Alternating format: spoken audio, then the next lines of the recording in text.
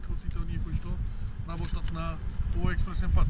Дополнително исто сакам да потенцирам дека се интензивира изградбата на железницата Баново до Белјаковце.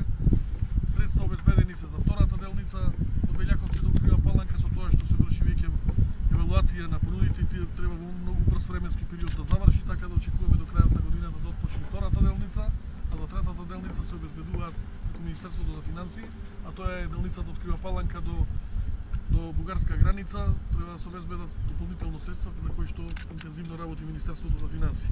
Така гледано од аспект на она што се случува тука, бројните реконструкции на регионални патишта, експресниот пат, очекуваме дека во голема мера ќе бидат решени проблемите на голем број граѓани кои што живеат во овие краеви, во овој регион, така да јас сум оптимиста дека се она што го имаме зацртано како план за оваа година и за наредната година дека во целост ќе биде реализирано.